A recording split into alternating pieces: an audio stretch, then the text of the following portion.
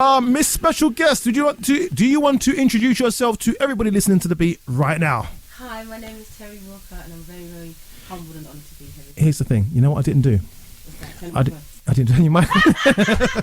All right, let's pretend that didn't happen. Okay, let's go again. Miss Special Guest, do you want to introduce yourself to the people listening to the beat London right now?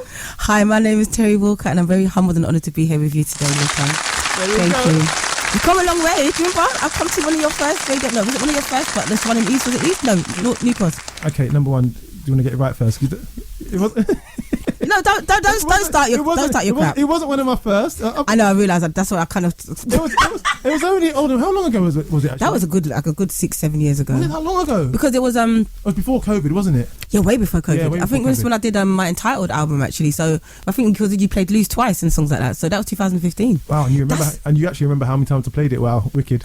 No, I don't remember how many times you played it, do I? Oh, you said, okay, right. So I don't remember what you played. Okay, right, got you. Oh, the song's called Lose Twice. Yeah, okay, got you now. I just realised what you said. Okay, yeah. Terri Walker's here in the building. She's here with me. It's fantastic. Okay, apparently I need to turn my mic up. I don't know why, but there you go. Okay, Terri. Yes. How's life? Life is good, you know. Life is good. Right now, I'm doing the independent thing. I've got my own label called Wings of a Hummingbird Records, and I'm putting out my own album myself, and got my own radio show. I'm in an amazing relationship. You know, I'm chubby right now because I'm living life, because I'm eating good food. Talk about you know the ones where you're just happy. I would say you sound happy, but you're always happy. Do you know what it is? I think with me, the reason why, and people say I wake up happy because until someone gets on my nerves and does something to, obviously not make me happy. But because I look at life and I think there's so much other things going on and people have it worse than me. So that's one of the reasons why I always have a thing like, you know what, yes, this is bad, but there's other people going through worse things than I'm going through. So shake it off. I always say, and it's funny you say that, I always say this, and some people don't understand or like it a bit, but I never really get upset about things, because I always say no matter what I'm going through here in London, there's at least 1 million people that will cut off their hand to have my problems. Babe, can you imagine? Right? Because even I was walking through West End yesterday, and obviously we're walking, and obviously you're in the fancy, like in the middle of West End, but then you'll see a homeless person sleeping on the street, and it's like, come on, and to get to that point in your life where you just give up on yourself. Because can you imagine us getting up and not brushing our teeth and like for a month or for a week? But imagine we're sometimes go, the central heating not kicking in fast enough, and these people they're on the street, in the cold. Crazy, I know. So I'm like, you know what, and obviously it's all relative and everything is just different, and it's like, and obviously we can't say everyone else is. It's more important than everyone else, but it's like it's just a thing of where you just got to be mindful of the fact that I'm complaining about stuff that these people out here dying, getting killed for no reason, you know what I mean, over wars and stuff. So but when I said this to somebody else, someone said, well, that's their problem. And you know what, that's another reality though, because it's the truth sometimes. It is, but that's mad though. But it's selfish. But and those people usually get along very well in life, because they just get tired and they don't care. Always. They're the ones living in them high-rise houses. You know what I'm saying? So so sometimes it pays to be mean, but with the right people. The right people. Terri, how's life though? Other than that, you're in a new relationship. You just said that from the get-go. Normally people want to keep that in the down low, but now you're out there. You know what I think as well? It's especially because it's not a black or white thing, but because I'm a black woman, and when it comes to us, like the representation of black relationships, sometimes it's like we're always so quick to hide it, and I'm like, no, we need to celebrate that. So really, so is that your partner that you posted today then when you went out for a meal? Oh no! That's my friend Roderick. He's gay. Okay, cool. And nothing, I love my listen. And he's not. My partner's name's Chris, but and I've posted him before. I've mentioned him before. But the thing is, my thing is, it's more about like when you're. I know because I put this thing up today. It's something about when you're happy, you got to be careful to be around unhappy people, because they might jealous you and do whatever. But I'm like, but that's one of those instances when you say that's your problem, because I can't allow you and whatever's going on in your life to affect my life. Do you know what I mean? Yeah. And I think it's so wrong, because this is the reason why a lot of people won't end up being, doing things because they think, just in case that person doesn't like it. What do you mean? That's not my problem. Yeah. Like I think happiness is a choice. So if you want to be happy and this is how you want to do it, and also if someone else can take away my situation, then that situation isn't for me. That's very true. Do you know what I mean? So I own what I own. So facts. Jeez, come on. Listen, don't play with Terri Walker in the building. She's on it today. Oh, where's my bum? There we go. It wasn't loud enough, but it was a dead bomb. You are killing me today. Some weak boy. Always killing me, to be fair. You're so funny. Yeah. So you're happy, you're in your relationship. Yeah. You've just released your new EP. Yeah. I want to talk about that song. It's an album, actually. Album? They say 6 songs, 5 to 6 songs. 5 songs is an EP, 6 to 7 songs is an album, yes. Who says that? No, if you Google it. Anita Baker's album's only got 8 songs on it, but it's I know you'd think it's an EP, but it's 7 songs, it's just right. Okay, so you've got how many? You got 5 though? 7 songs. You got 7 songs? Yeah.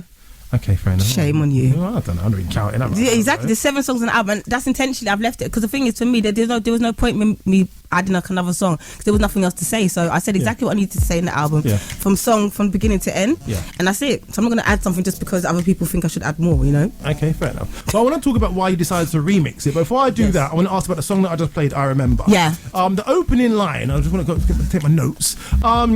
What is it that you woke up to the smell of? I think about the times of cocoa bread. I think about the time. I'm trying to remember the song now. Oh my God, how can I forget the line? I think about the times of what else did we bread? We'd wake up in the morning. Cocoa bread. Is it cocoa bread? Yes, cocoa bread. But you know, it wasn't even because we'd wake up more to plantain and some dumplings, to be fair. But cocoa bread, it just sang well, and also people know what cocoa bread is. So you're lying on your music, okay? No, I'm not lying because I don't remember anyone making cocoa bread in the morning. But it just sounds good in the song, and people know what cocoa bread. You know what? Yeah. Go away. Because we did used to wake up to some good yard food, like some ackee and saltfish in the morning, or didn't used to wake up to yard food in the morning. Cocoa Pops. No, my house it was always yard food. I don't like it. I'm a really bad Jamaican. So are you? Yeah, I'm awful. Do you know what I hate when people say there's no such thing as a bad Jamaican. There's no such thing as a bad Jamaican. There's all different versions. Are you? I'm rubbish. I'm rubbish in some ways. In some ways, I'm the most discreet Jamaican going, but in some ways, I'm rubbish. I don't like hard food. Okay, you know what? Yeah. Apart from dumpling, I don't like. Yam's horrible. Throw you in the bin. Yeah, I know. You got to throw him in you got to throw him in the bin. I know. I own it. But listen, you're dashing wet. No, but you know what? If I've been listening to you, I grew up in Germany from the age of 4 till I was 18, and my mum used to always play a lot of reggae music in the house. Yeah. And obviously, because when you're with a Jamaican family, that's all you hear. So I couldn't stand reggae music for the most of the time growing up, but only because it's like when people used to play soul music too much. But then when I got older, I'm like, you know what? When people say to me, don't say that out too loud, it should be embarrassed. But when you're younger, you just don't appreciate what it is. And now you get older, you're like, you know what? What's wrong with me? Of course I do. It's just in my blood. It's in my heritage. But in contrast to most Jamaican houses, we never had loads of Jamaican music in the background. Didn't you? We didn't have. The only music we had is really weird. Only music we had is from my older brother, who listened to really weird music. Really. So I don't know if you ever heard of a band called Joy Division. Of course, yes. Right. That's his favourite band of all time. Oh wow. I know, right? But you know what? How old is your brother? He is 50. In his 50s, I don't know. Yeah, because remember around that time, things like he's black. That's wrong. And he's music dark is black. music. I don't know any other black people that like Joy Division. There's none. I'm there trying to give your brother some grace, but you know what? There's none. And he listened to Sex Pistols and all that stuff. I know, but when he's in the UK, innit? So that's probably a culture thing. I don't care. Because I think the Sex Pistols, so that was the mod areas, isn't it? And they used to like skunk and ska and... What's your point? Punk, skunk, punk. But what is your point? You don't need to listen to it. There's other things going on. No, but he was probably part of the culture. If he was in England growing up, then yeah. Mate, no. Okay, do you know what? Let's moving on. So anyway, I listened to really... But it was really good because I now have a really eclectic taste in music. This is why I see. Yeah. So even today when I was coming in, I was listening to loads of 80s pop, actually, which I actually really love. So, but people didn't understand me. People were like, you're a weirdo, which I... And I hate when people say that. We're not weirdos. Especially when you're creative, people need to stop saying that. Because if that's the case, you would have never had a Prince, you would have never had a Michael Jackson, you would have never had those kind of people. You know, even Bob, before Bob started doing reggae music, he was doing pop music. Fair. So, you know what I'm saying? Like, so people need to stop that. Stop it. Have you seen the movie talking about Bob? Do you know? Yeah, I did. I saw it the other day. There's a sigh. Go on. No, yeah, I saw it the other day. I'm not gonna lie. I obviously because I'm one of the people when everyone does a hype over something, I don't like to follow the hype. Sometimes I like to see it in my own time. Yeah. And I thought it was good. Yeah. It was. I wasn't blown away by it, if I'll be honest with you. But I thought it was good. I thought it was good. Okay, what would you give it out of 10? As I said, I thought it was good. I thought it was good. And but there was moments when he sings War on stage, and like there was those moments. It's like you felt he was there because in the moment of him being shot and then being on stage, But everything else, I don't know, they felt like so much stuff was left out to me. I really enjoyed it, but they could have done so much more. Yeah, so that's and it just all felt a bit. Yeah, it all felt a bit Hollywood to me. It's like this is Jamaica. You know what I'm saying? This is yard. You can't. No. What about the Amy Winehouse? Have you seen that one? I'm not interested in seeing that. So. Really? Because I work with Salama Remi a lot, so I don't know if you know Salama. No, he produced Amy. He produced Amy's Winehouse's most of her first album, and some of the second album. And for me, and I met Amy. I knew Amy personally. So every time I see people doing movies and remakes of her, like Amy was the most realist person. And even the person, I'm not going to say who said it, but they said Amy would be turning their grave if she saw the person that was representing her in the thing. They said that she wasn't happy, she wouldn't have been happy. So I don't even need to see it, and I knew that would happen. So, and this is me. I'm not raining on their parade or nothing. But when it comes to those kind of things, even people doing like a remake of Whitney Houston, it's like you got to get that right. You have to. Because those people really, and remember they were such intricate people, and if you leave out any part of their personality or something what they went for, you can't gloss over it and just only show the highlights, because there were so many bits to them, you know. So when I was watching, I was wondering whose perspective is it. There you go. There you go. That's what I was wondering. There you go. And I was thinking, is it the boyfriend's perspective? Is it the dad's? Is it the dad's? Is it the labels? Is it the who? Do you know what I mean? And if the people that were around her that knew her are like, then boy, come on, it tells you everything in it. And I said, I didn't even see the first one that came out that time. I wasn't, because it was too close to home at the time, you know. Like I didn't know there was the first one. No, there was one before. There was like a documentary one before. And it did really well actually. But I just felt like no, especially when you know the person. It's a hard one. Okay. You know, I've got so much questions to ask you now, and I've not even touched on any of them. We're just going off on a tangent. I do want to talk to you about the stuff that you got going on. So you mentioned about your radio show. I want to talk to you about Chip Shop and all that stuff as well. I want to talk about all the stuff. Have you been? Never been yet? Have you? I've never been. You know what? Look where I am. So it's hard for me to get there. But to be fair, I don't live. I'm going to be telling people I live. I don't live too far from here, so you know. Yeah, but I'm here until 9. Of course, it's Friday, isn't it? Today, it's every last Friday of the month. But what time does it finish? Finishes at 1. So I suppose I could get there late. Because to be honest, it doesn't really start kicking off until my night starts off at 9, but it doesn't really start kicking off until about 11. Okay. So that's when you'll get into the crux of it. So, Okay, cool. Just so people get a bit of an understanding, what is it that you got going on at Chip Shop? So just touch. So basically, I've got both my radio show and Chip Shop. They're kind of in conjunction with each other. So it's called the Melting Pot, and I started the radio show first. And the radio show basically is where I get people to come on and I ask them to tell me the first 3 songs that spoke to them. As you know, if you could have been 5 years old and whatever. And it's like, and then I want you to tell me where you were, how you felt, and how it influenced you in your life.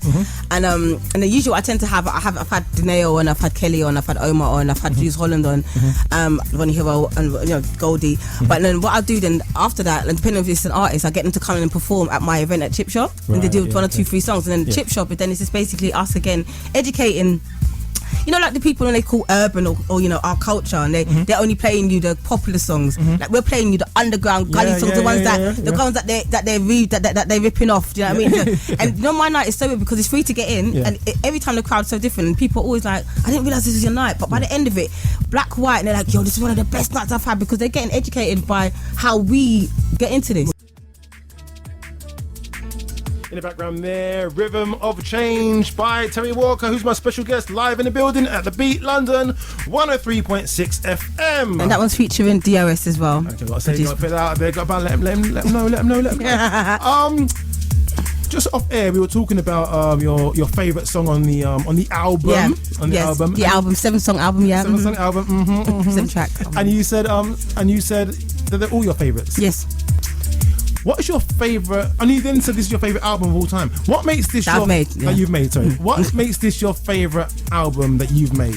Because this is the one album that I've actually because every album that I've always made throughout my career has always kind of started out with me just being in a session with a collaboration, and then it kind of started out then to be more one song. I wasn't really thinking of making an album. Okay. But this album is the first one that I said I'm intentionally making this album. Yeah. And I chose the producers, I chose the photographer, I chose the mixing. The person that Tyler Daly. He mixed it. But I chose my publisher. I put it out on my own label. I'm saying on every song I'm saying exactly what I want to say. So that's why there's no fillers, there's no in between stuff. So there's no point in me having like a 12 or 20 track album. I'm just to fill the gaps, just to say, guys, I'm so diverse, I can all do all this stuff. I've done it over the years. I've done so much stuff over the years in my career. Like there's so many people that I've worked with, and I think this album is just my story, my thank you, my celebration to myself to say, well done, girl, you've done this, so my love story. And hence why I put it out about 2023, so it's been out for a year. And the remix package, the reason why I've done the remix package, which I know you're going to ask, is because I know that my songs, some people know my soulful songs, but then some of the remixes of my songs, I don't want to end up getting played and, you know, travel the world. And a lot of the stuff that I've done with like house people have been songs that I've, like there's a song called Heartbeat that I've done, which a lot of people don't necessarily know it's me singing, but it's a song that everyone knows. And when I sing it, like, oh wow. So I've kind of decided to kind of link both my world with the original album, but then to give it a whole other twist for the other remix world as well. So it gives it another lease of life. And why did you choose Zed Bias? Do you know what? It's funny because so first of all, Children of Zeus produced their first album. Okay. Or the original album, which is Tyler Daly and Connie, and then and with co-writes with DOS, and they all kind of, obviously they're from Manchester, but Zed lives in Manchester, but also Tyler is Zed Bias is one of Tyler Daly's mentors, one of his biggest like inspirations, and we were all meant to work together anyway. And one day we were just having a conversation. He's like, "Oh, sis, you know, I'd love to work with you on some stuff." And I was like, "Yeah," because "Oh, you know, I remixed one of your songs." Like, okay, cool, just send me whichever one. So I sent him all the stems. Yeah. He ended up doing one. Next minute he just did the whole album within like about 5 days. He did them within like 5 days. It's mad. Yeah. And it was one of those situations where I've got this thing when I say keep trusting the process of your purpose, because I really believe that nothing happens by chance. I think everything happens for a reason. And there's a reason why I haven't done any visuals for this album. I haven't even done a proper headline show with my band for this album, because I know that people need to hear what I'm saying. So what I'm saying on this whole record is I'm telling you to choose yourself. And sometimes when you have these songs out and you can do a show and it's great, and then it goes over people's heads, where's the next thing? You guys haven't heard what I said on this album yet. So I need you guys to understand. So the first album, people are like, oh, we love it, la, la. Then the remix, like, oh my God, now they're hearing the songs again, but in a different form, but they're understanding. And the more I'm kind of living my life and I'm kind of adding that in conjunction with putting it out, you understand what I'm saying. Don't waste your time because I don't really care about your life. I'm serious. I don't care about your life. And also, I'm not the one. And also, I remember. And also, I'm fearless. And also, listen, do what you got to do. But it's hard in this day and age because, like, back in the olden days, you could put out a song and people would have the opportunity to consume it properly and take it in. You can't now, because by the time you put out your song, by the time they've listened to it, about 170 other songs will come out. 100%. And this is the reason why. And you have to think to yourself, before social media, how did we know about music? Yeah. How did we know about? And I remember, like, even when I think about my platform, I think one thing that when I first started out on social media, I wasn't really like, this is nonsense. But I love it now because I've been able to find my own audience. I'm doing it in my own time. I post when I want to post. I say what I want to say. I don't. You've always had an audience. No. But like when I wasn't on, there's a bit after I left my major label, which was Def Jam in 2005. Like, you know, my second album was so different from my first album. So my core audience, they were confused with what I was doing. Yeah. So I've got all these different, all those different collaborations. People hear me, but they didn't put two and two together. Yeah. But now having a social media, this is my page. So now you see everything I'm doing, and I'm connecting all the dots. So and also it takes time, because this is one thing that I don't like. I feel for young artists, especially, as you said, there's this rush and this chase of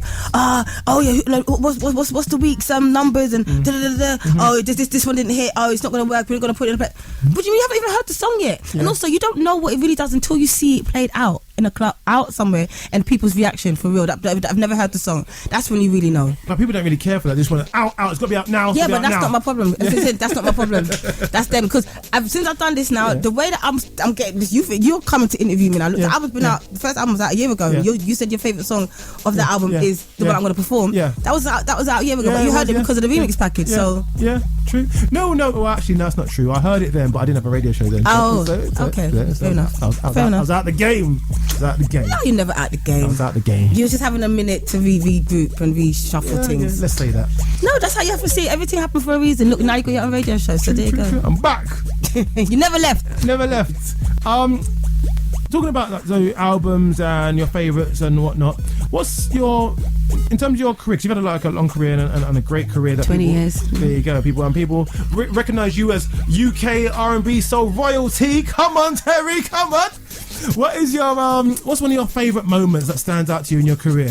Do you know what? I was thinking about this the other day, and back in the day it used to be like, the first time I did Jazz Cafe, or the first time I did Glastonbury, or the first time I went on Jules Holland. And then I realised to myself, I think the first time I did this show, it was a showcase for the label. I was signed to Def Jam and it was a showcase for the label. It was like a little small one. It was all the industry heads were there, and there was a lot of celebrities there that I didn't know, because I just come back from Germany, because I don't know if I told you, I lived in Germany from the age of 4 till I was 18. So when I came over here, I was a little bit disconnected from England in the sense of who was who. So and there was this place called Cherry Jam, which is quite a small quite a small venue. I never went, but I heard it was in West London, innit? Yeah. So it's quite a small venue, and it's like holds maybe like 100 people. Yeah. But the way, and my own management hadn't no one had really seen me perform. They'd seen me do the rehearsals, but no one seen me do my thing on stage. And even to the point, actually, I'd never really experienced myself in front of an audience doing my thing. And I remember standing on stage, and I remember just thinking to myself, just go for it. And I remember performing my first album, Love Fall and stuff, and just being in a moment of like, I literally was out of my body, and I saw myself thinking, oh my God, you finally got to the place that you want to get to. And I forgot about that, because obviously so many things have happened since. But that was the first time I thought, wow, you're really doing this, you know? So that was in 2001 or 2, just before my first album dropped. So would that be your favourite performance? Yeah, because you know what? You know why it was my favourite performance? Because I didn't know who anyone in the room was. I didn't care. Free. Yeah, and I was just doing me, and I was trying to make my friends and family laugh. You know, like my cousin's like, yeah. So it was more like me being in my front room talking to my family. Do you know what I mean? And then that energy, and hence why I've even kind of brought it into the melting pot and into my night, where when you come to anywhere I am, it's a home thing, it's a family thing. You can be yourself. You can say what you want to say. Like, don't feel like you got to do because you know, got to be, no, to be real. Because my thing is, as I said, with Jamaican heritage. My mum always has something to say, even when you don't ask for their opinion, and they always gonna tell you something about yourself. Why you have to wear that? Why you play that song? Why this? And you're like, you know what? But then you have to suck it up, and it prepares you for life. It prepares you for the real life of like not everyone's gonna like what you do. You got to understand yourself. So when you do get to that point, and then you go out into the world and you find your own thing, it's the most amazing thing, because you know what, you're sure of yourself, because no one can tell me nothing about me. If I don't like something, I'm not doing it. I'm not gonna let you tell me that this is what I should be doing. And this is why even when you just said now you was off the air, like sometimes you don't realise these things happen for you to understand what you're supposed to be doing. True. You know, so that's it. All right, so let's go on the complete reverse of that coin. One of your worst times in the industry? Oh my God, one of my worst times was me doing this video and song called Whoopsie Daisy, and it literally it went against everything that I'm about. I was wearing a weave, I was dancing like like a poor man's version of Beyonce. It's awful. I haven't seen it, but I'm gonna go and check it. Oh no, go and check it. Listen, I just for you to understand how traumatic. And the thing is, I had to forgive myself. And that's why I did so many things, because I realised, and I remember because at the time I just wanted to sing in it. So. And when you're in the music industry, when you get into it, people are telling you all these things and what you need to do, and you're like, okay, fine. And I remember thinking it doesn't really feel right, but I thought, you know, I've got to do what I've got to do. But once I realised it was nonsense, it was already done by then. Yeah. And then when I look back on it, I'm like, when I look at myself, I'm like, wow, there's evidence to this as well. But you know, I think most people have gone through a stage where they had to do something, they look back and think, oh, why? Yeah, 100%. And this is when I say everything happens for a reason. I had to go through that, because you know, some people, they go through something and then all of a sudden they give up. That's it, I'm done. That means you weren't serious, because if you're going to give up after that, you're supposed to be doing this, you know. So you mentioned about in your radio show. Let's explain your radio show as well. What is your radio show about? Like, what kind of guests do you have on them? What do they do? And the radio show is called The Melting Pot with Terri Walker, and it's on Soho Radio. And I interview basically all my inspirations. People, it could be my postman, actually. If I speak to him every day, it's just people that have been part of my life that I've met and that have made me feel seen. You know, secure, and help me grow, make me kind of see life differently. So, and I've had people, as I said, I've had Jules Holland, I've had Goldie, I've had Frisco from Boy Better Know, I've had Danae, I've had Omar, I've had Kelly LaRock, I've had Donny, I've had Cara Thompson on recently. I had DJ Elaine. Do you remember DJ Elaine Smith? No. Do you remember the 291 Club? The what club? 291 Club. Do you remember they said? Oh, right, yeah. She's the first one. That I had on the other day. So I'm having people on that. I remember doing things that I've always wanted to do. I used to be here. Apparently. I used to be here. She used to be here. Oh, she used to be here. Of course she did. Yeah, I didn't even know the other day. Where's that voice coming from? He loves that talk button, you know. He loves it. Like, I'm like, where's that coming and the first time he done it threw me. I didn't know what's going on. Like, what is this? This is God coming from that. Yeah, he'll say it is. God speaking. God hears God speaking. Innit? So big up DJ Lynn, obviously Cara Thompson. Like, seriously, such an honour to be able to interview people that I saw, you know, do it before I did it. So and I've been doing it for 4 years, and then, you know, it's one of the ones where I can do it to the last day, because I'm always going to be meeting people that inspire me and that influence me. So, well, you said a little bit earlier that you asked a question about music that inspires guests, whatever. But I always ask this question about what was the first song you ever bought with your own money? Do you remember the first song, CD, cassette, whatever it might have been that you bought with your own? I think it was Sister Act 2, the album. Really? Yeah, because my mum. The thing is, my mum used to have a lot. My mum used to buy a lot of music growing up, so we have the same taste back then. But I think when I saw Sister Act 2 and I saw Lauryn Hill, and I think it might even be Sister Act 2 was the first one, because the first movie I loved it, but then the Sister Act 2 did the album with Oh Happy Day, Oh Happy, and then Joyful Joy. You know, oh my God, you know what? I haven't got time for this. I'm going home. People think I've done so many movies that I've not seen. But you know, Grease. No, but to be fair, like this Scarface. Yeah, well, that makes sense. To be fair, like those kind of movies, they're quite girly in it. So maybe, but the reason, come on. But the reason Sister Act 2 for me, because that's when we got introduced to Lauryn Hill for the first time, really. Do you know what I mean? And for me, besides Fugees, like the way that, like, and then for me, one of the reasons why people like Whoopi Goldberg are so important to me. She was a black woman introducing another powerful black woman, and that was, so when people sometimes say, oh, they're so hard on us, she gave her the world. And then Lauren, again, for me, that Miss Education album is the Bible for me, as far as I'm concerned. So when Lauren says Lauren is only human, the thing I haven't been through the same predicament, she's not preaching that. You should tell me I've been there before, but just take time, you know. Yeah. So love it. What's next for Terri? Well, I'm going to be going on. I'm doing Costa Tracks. I'm going to be doing Fabric on the 10th of May. I'm performing actually on Sunday at the Looking Glass as well. I'm doing a bit of Rampage and Shamps. It's going to be in Hackney. Okay.